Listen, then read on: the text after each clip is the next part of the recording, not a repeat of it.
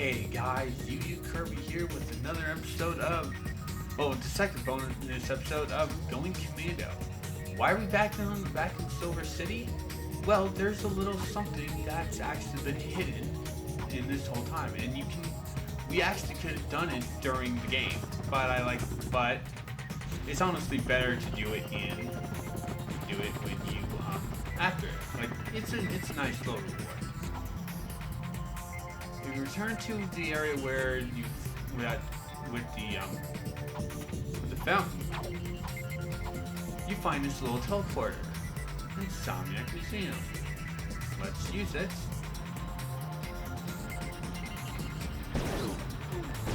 And here we have some more enemies to fight.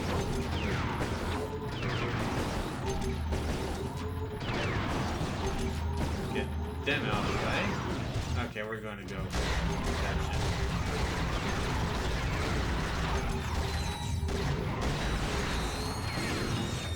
Go away.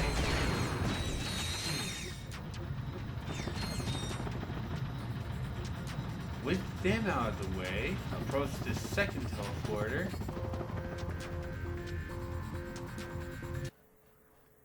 And we will warp back to our ship, where we will be heading to Earth.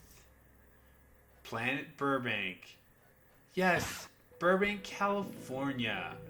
Welcome to the Insomniac Museum. This is only available after you...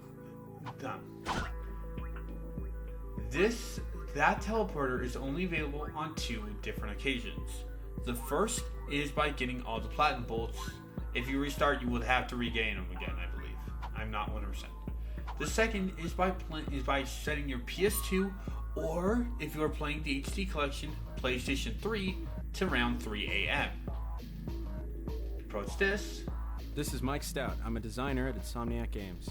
Hi, welcome to the Insomniac Museum. Here you'll see some of the great things that never quite made it into the game, and you'll learn a little bit about life here at Insomniac Games. Exactly. We'll be hearing voices from... Hello, my name is Brian Allgeier, the design director at Insomniac Games. These floating spherical monstrosities are the elusive gravity spheres, which were originally going to be included in Silver City. They proved to be too difficult and a bit nauseating to be included. They are preserved here for posterity. Swing shot up to try running around one, and then swing shot again to get off the sphere. And we'll just go ahead and do that. We don't have any enemies, so we're safe. You kind of see why it's a bit nauseating. They put this one up there so you can get off them.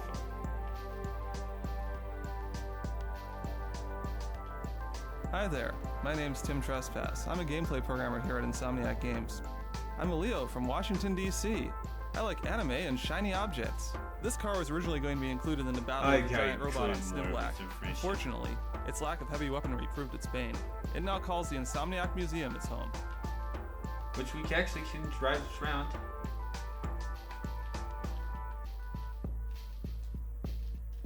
Right.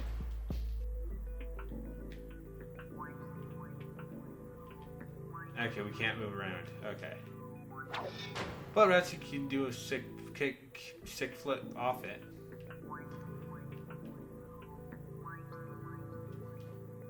Hiya! This is Oliver Wade, the animation director here at Insomniac Games. The three-headed Hydra was a big cut from Ratchet and Clank 1. It was originally intended as a mini-boss on Pokitaru. Ratchet battled this beast whilst riding a boat through blowfish-infested waters. However, it didn't end up being that much fun at all. Yeah, honestly, considering how annoying Pokitaru was in the original game, I'm honestly glad they chose to scrap that. You know, it's just, that's just way too annoying.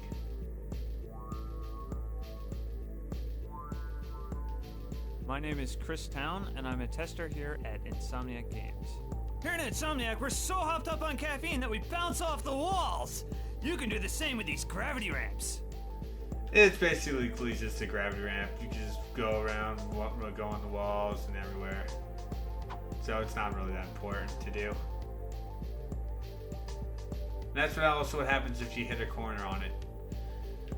I'm glad they didn't include cornery spots. Up that's another spot. So that's that for this swing. Let's continue heading down this way. Yeah, this one's just kind of a little chill area. We'll check out there once we're done with more here. I want to explore more of the other areas before we actually go through. Hello, this is Pedro Hastinas. I'm a gameplay programmer at Insomniac Games. This little widget was used to test our new chunk system. We lovingly call it the corn system. Notice how all the breakables in this game are much prettier? Well, that's corn working hard for you. Give it a whack and see what it does. I like the name corn. I just really do. Mike Stout here. Fear the random robot NPC. This robot never made it into Ratchet & Clank 1 because of the fabled Day of Poultry, when chickens swarmed over our offices and pecked the computer, holding this mechanical darling to pieces. We were able to retrieve her eventually, though. Yeah, scrapped NPC idea. I really like this. They don't do there are only 3 games in which this was done in. It was this. We have a little shooting ship this time. It was this, Up Your Arsenal, and the movie game. And yes, we will be going to them in all 3 of the other 2 games, so don't worry. Hello, I'm Carl Grande, QA manager here at Insomniac Games. This gadget was originally intended for Ratchet & Clank 1. Unfortunately, it didn't make the cut, and so never saw the light of day. It now makes its home here at Insomniac Museum, gone but not forgotten. He called it a gadget? I wonder what this would have been for. It looks more like a little speedster. Could we have get it? Maybe we could have got the air battle in Pocataro could have been a sea battle instead. At least that's just what I think. Chris here. This helmet was the original model for the Hologuise gadget in Ratchet & Clank 1. It was eventually changed to the handheld model you see in the finished game for reasons unknown. However, we once again suspect it was due to the squirrels with hacksaws. Damn squirrels. Honestly, I like the remote a lot better. It's like this looks like it can easily get a lot of interference. Also, it doesn't really make sense that would basically get interrupted by doing attack.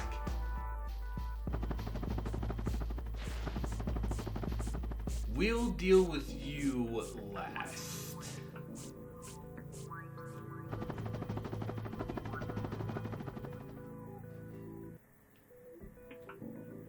Oh god, it's that infinite void.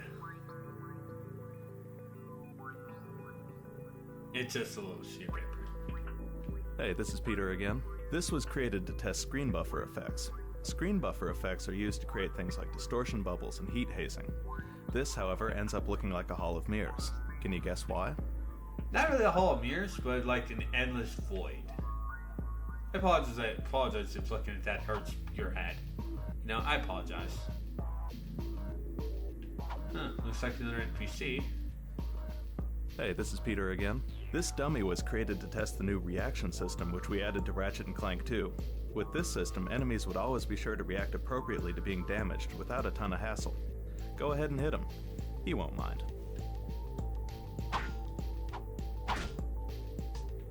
Not bad.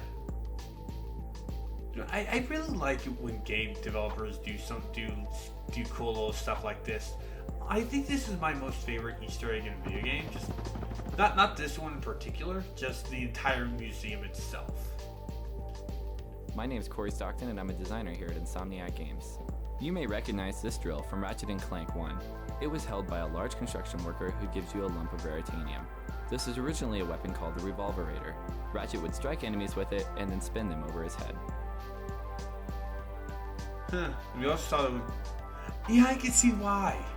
I mean, granted, even if they shrunk it down. Honestly, it also looked like it would have been a melee weapon. Yeah, I'll give my thoughts on melee weapons during Up Your Arsenal, because that one I'll admit has my favorite melee weapon. Hey, it's Tim. This monstrosity was intended to be a boss battle fought on the jet ski gadget. Seeing as the jet ski never made it in Ratchet & Clank, however, neither did this boss. May he rest in pieces. You know, like you said, jet ski gadget. Sorry. So it's like, that's why I think, Poketaro. Also, there's a second one here. Hi, my name is Sean Whistler, and I'm a tester here at Insomniac Games. This guy was originally intended to be an enemy in the ill-fated jet ski level that never made it into Ratchet & Clank 1. A moment of silence, please, for this gentle giant, torn down in his prime. They said Waterworld. Could that have been an original plan for Poketaro? At least that's what I think. Anyway, one last room here. Oh, no. Right over here. Hi, I'm Leslie Matheson. I'm a designer here at Insomniac Games. This was intended to be the water system for Ratchet & Clank. However, as even this little patch of water taxes the game engine to its limits, a modified and severely optimized form was what eventually made it into the game. To see this patch in action, press circle.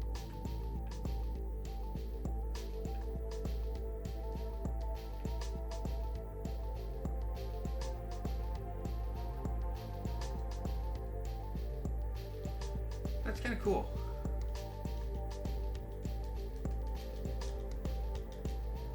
I like that. It's like, even they were really, the Insomniac team was really pushing the PS2 to its limits even back then. Honestly, I think that's why I like the Insomniac team the most out of Sony's the third-party Sony team. Well, granted, now they're first party, which is honestly about time. Insomniacs is honestly one of my more favorite companies because I love the games they make. Anyway. Greetings, this is Oliver Wade, the animation director at Insomniac Games, doing an atrocious British accent. This is the original Gadgetron. I love that. Ratchet doing an Clank atrocious 1. British The official accent. reason it was cut had something to do with saving memory. The real reason has a lot to do with squirrels, hacksaws, and our lawyers. I can say no more, because I am no longer able to do this accent. Honestly, I'm glad they chose to what they did in the main game. You know. All right, what's this thing? Sean here. Don't worry, Ratchet. You wouldn't have had to fight this monster even if he did make it into the game. This giant bug ship was intended to act as scenery only, flying from place to place to ensure high detail on buildings, while leaving the play area open. Huh, interesting. That doesn't look that scary. It looks like they could have used it as boss though, which, maybe in Poketaro. I have two here. Do this. Hi, my name is Tony Garcia and I'm a programmer at Insomniac Games. This wonder of an explosion was created especially for Ratchet & Clank 2. Its extreme versatility allowed it to creep into many different places in the game. You'll even see it in the electrolyzer puzzles. Stand on the blue pad to make your own explosions. There change the scale of the explosion.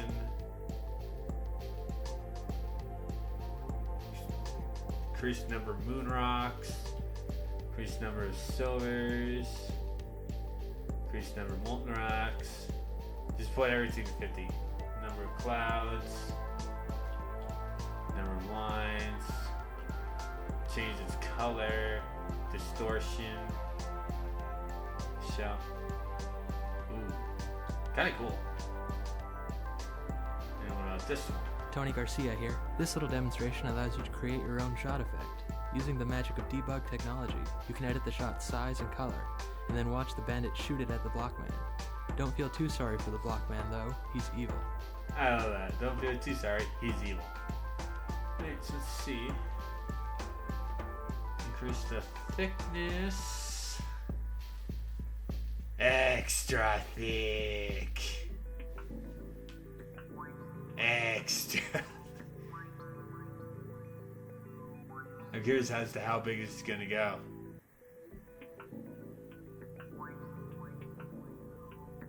Alright, I'm getting bored. Now it's also flipping, so let's look at the trail thickness. Not bad. What's this one? Ah, the effects colors. Cool. Not bad. That's kind of cool. Impractical, but that's still kind of cool. And what's in this? Oh, right here. Oh, another alternating one. Tony Garcia here. Using these 3 blue pads, you can edit the 3 particle effects in the center of the room. Go ahead, play around with them. You can achieve some truly great effects this way. Let's play with this.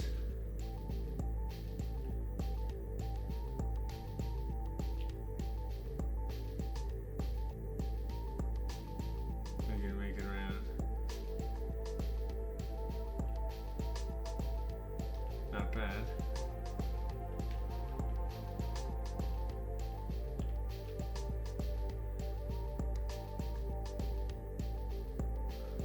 Send this one over to here. Yeah, not bad. I think there's one more before we need to go and... Yeah, right over here. Corey here. This monstrous robotic squid was created for one of the Ratchet & Clank 2 prototype levels. Since that level never made it into the finished game, however, neither did poor Squiddy. Poor Squiddy. Well, he looked like a pretty annoying boss. Anyway, yeah, looks like the electrolyzer puzzle.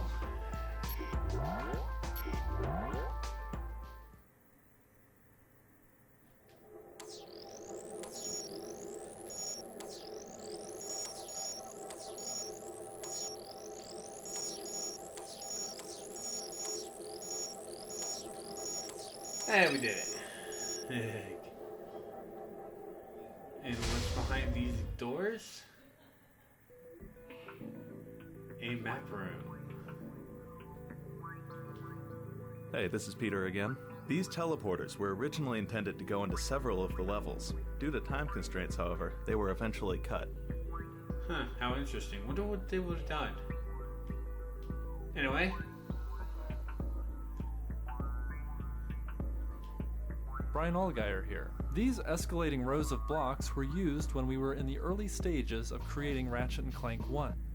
They were used to test Ratchet's jump heights and jump distances to see which would be the most fun.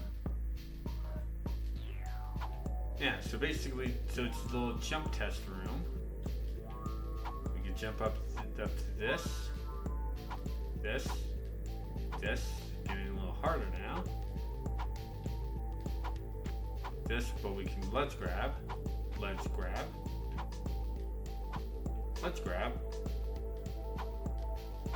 Can't even make that with a double jump, so that's the height. So this is the highest we can go. And there's also just the jump width, which that's not very far. So let's move on to the next one. Brian Allgaier here. These walls, which range from narrow to wide, were used to test wall kick distances for the original Ratchet & Clank. Alright, so wall kick lengths. Anything around here? Nope. So let's see what's up with that. So let's see what's up on this thing. Brian Allgaier here. These ramps get steeper and steeper as you go on. They were used to test how Ratchet's feet respond to different floor angles. It also helped establish that a 45-degree angle was the sharpest that Ratchet should be able to walk up. Well, that's 10 degree, 15 degree, 25, 20, 25, 30, 35, 40, 45, and almost 50. With a jump we can make it.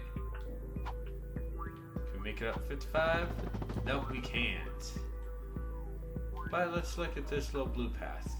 Ooh, I got confused.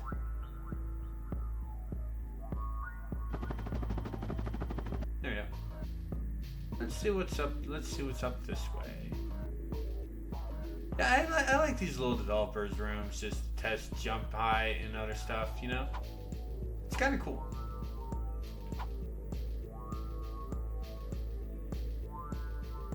Oh, there's the end. Is there anything that awaits us over there? Nope. Well, that's it. So, let's exit out of here because this place is creeps. So, that is Planet Burbank. But we have one more thing to actually show off. In the special menu, after you complete the game, you have 3 new things. You have shortcuts, which you can use to warp to certain things. I believe the last one is the Demoiselle Moon. You have random stuff, which we'll look at that when we're done with this real quick. And first-person view mode. So if you want to turn the game into a first-person shooter, there you go. So, random stuff. Clank's day at Insomniacs. 9 a.m. We ride to work early in my vintage car. My smaller statue made it impossible for me to secure a license, so I let Ratchet drive. He seems to enjoy it. 9:10. At first I was afraid of Larry the security guard, but he is a pleasant fellow once you get to know him. 9:15 a.m. My olfactory detectors detect a strange smell in the elevator.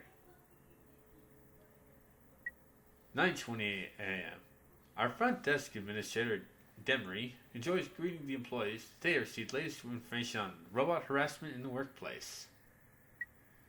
10 a.m. Angela has a great laugh. I love to regale her with my latest exploits. Oh, I tried to leave out the parts that were maybe a bit off color. Oh, there's Phil. Hard worker. Keeps himself. 10:40 a.m. Mr. Feiss found multiplication error in my accounting report. This is the second one this year. Need to check my math circuits. 11 a.m. No matter how many times I explain the effects of carcinogens on human anatomy, Dan refuses to give up that filthy habit. 11:30 a.m. These artists must be able to capture Ratchet's essence from every angle. This is the favorite part of the day, the big AM. New drawings. God damn it. 12 a.m. 12 noon. Lunchtime. We get free lunch every Friday. They were offering grease pudding. My favorite.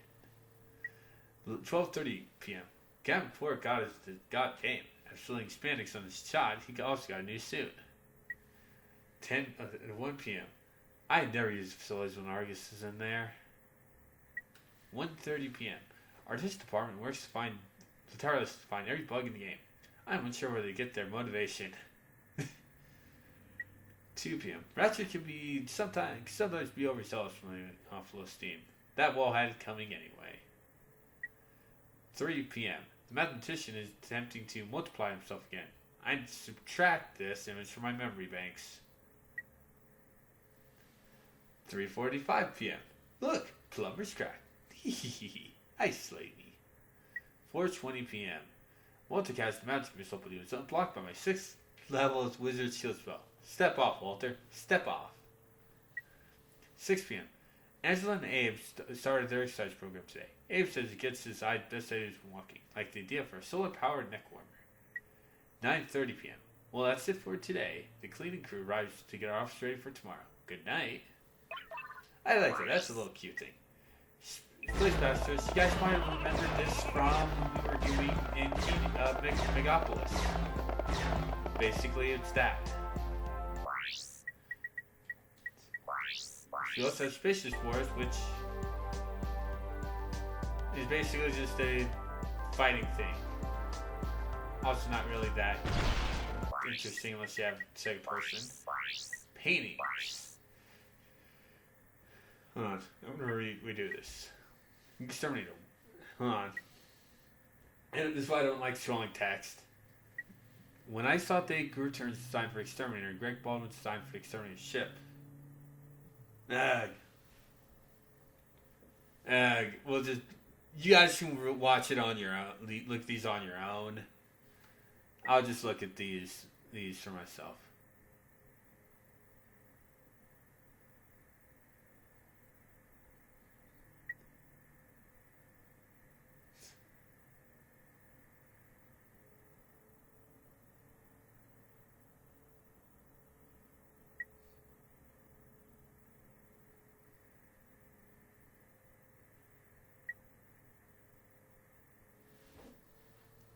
I actually like when we get to see like concept art and stuff.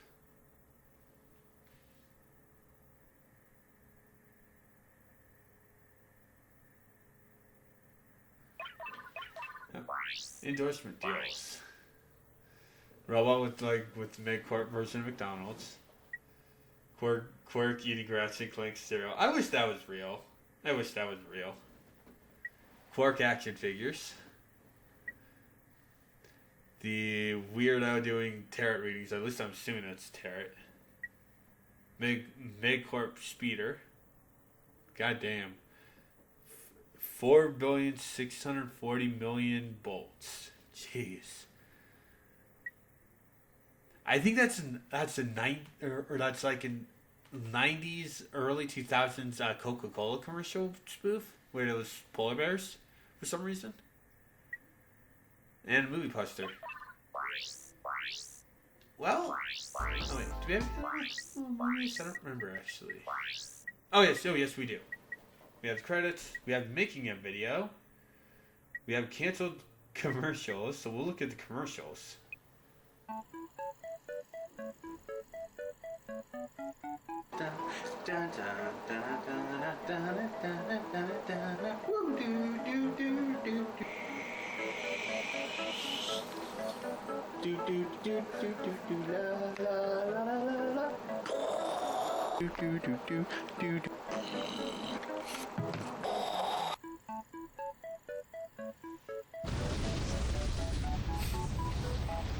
What was that? This is the test of the mini rocket gun, the rocket launcher from Ratchet & Clank Going Commando.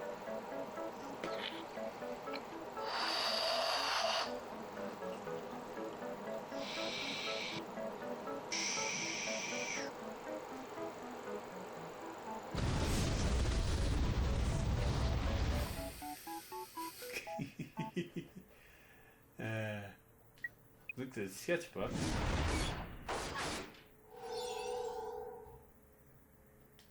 It's their game, PS3. I like these little sketchbook type things. It's kind of cool thing. Like, I think my favorite was from the original version of Crash Team Racing. You know, like show off all this stuff. Like, I wish more games would go back to doing this type of stuff. You know?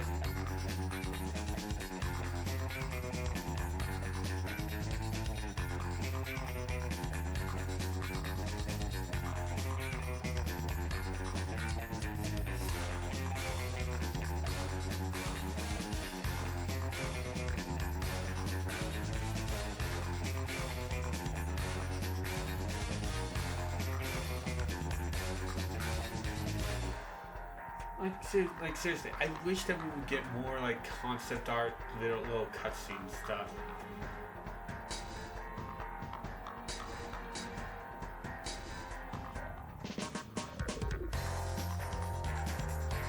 I would honestly hate to fight the giant robot with just Clank and just Ratchet. Well, granted, we did. I mean the one when we were on Dubbo Moon. They're all the armors. I will remove the stomach costume to reveal the final armor's appearance when we are done with this. Which we just finished. So that's good timing. So, take off this and that. And this is what the armor looks like. Just gives Ratchet a helmet, makes him look robotic. And that is it for the final episode of Ratchet & Clank Going Commando. I want to thank everyone who supported me. Once again, I would like to thank Dennis and Nico for being my video testers. Their Twitters will be down in the description if you guys want to follow them. Thank you guys for, and I also do want to apologize and thank everyone for the hiatus being completely patient. The health issues, and then there are also the PC issues. Luckily, that's now fixed. And I still haven't decided if I'm going to do a small little project to separate this and another thing I want to do, but we will be but by the time this episode airs on a Friday, the second LP that's going to be doing in tandem will have started. So take care, everyone, and I will see you in the next project.